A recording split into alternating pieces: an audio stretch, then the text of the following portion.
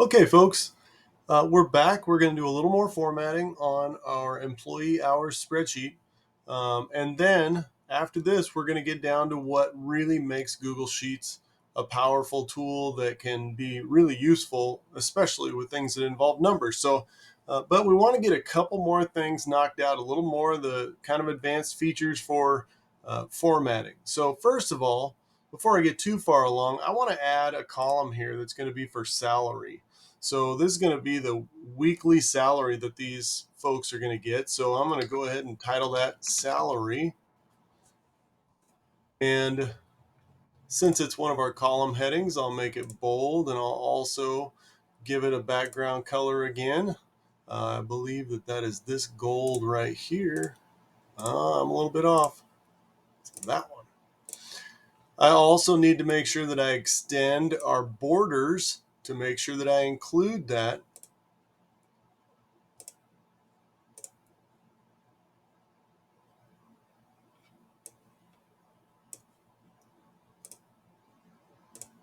There we go.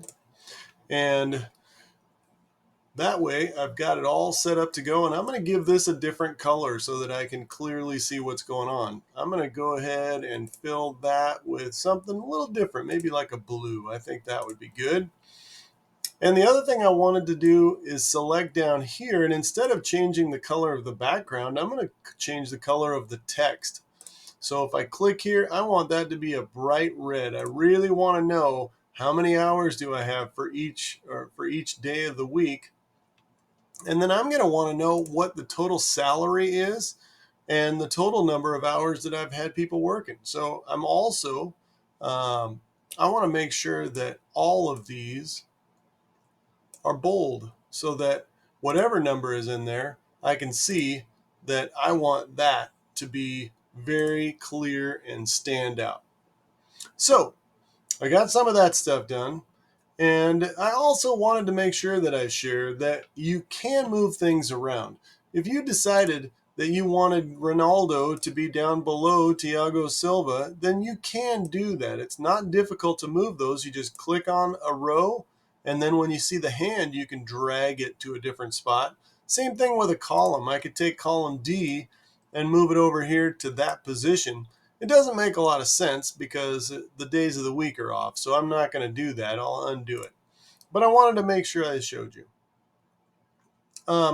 So I think that we may need to have a column over here. I'm going to stretch this column a little bit because I want to have a space where I can put some notes in.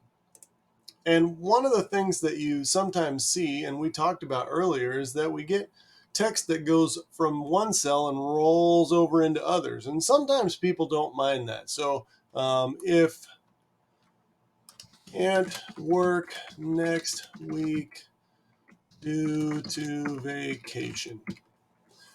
Now, I might not mind that it goes over the into the next cell, and maybe I could just change the size of the cell. But end of the day, I might want that to be a little closer so I can see it better. So I do have some options with that. I can click on that cell and then come up here to the wrap text. Just like in a Word document, you can wrap text. That's going to make the text wrap around and bind itself to the size of that column. Now, there are a couple options here. You can have it overflow like we're doing now, or you can have it wrap like this, or you can have it clip it. So it just clips that information at the end of that cell, and you have to look up here in the formula bar in order to see it. For me, I think that would look good as a wrapped text. So I have the option of throwing a note out here on the end if I want to, so that I can see if they have issues or if they have something going on that they are going to not be able to work. So we've got that going on. It's ready for action. We will also want to add a title. So I don't see a title on here aside from the one for the file.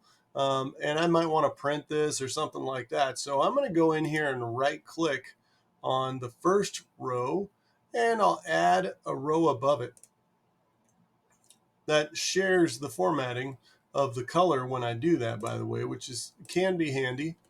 I'm going to name this, basically it's a table of weekly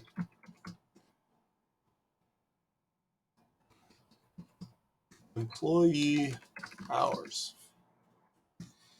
Now, that doesn't look that great to me because I want it to be a little more centered. I want it to fit just right. So I'm going to do a couple of things. Instead of having one cell over here and each of these being their own cells, I want to combine all those cells into one. So I'll select them all.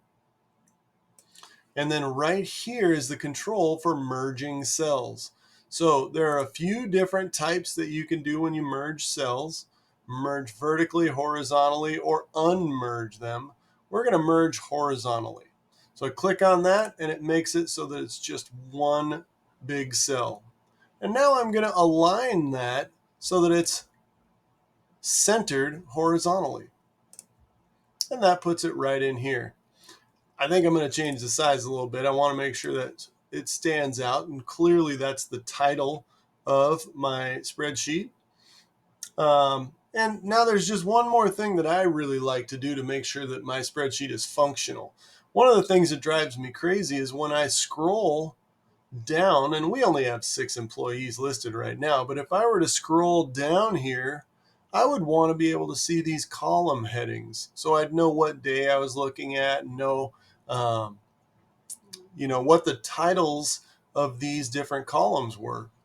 So in order to do that, I'm going to go up to the View menu, and I'm going to go ahead and click on Freeze, and I have a choice here of how many rows I want to freeze. I'm going to freeze 2 rows because the first one is my title.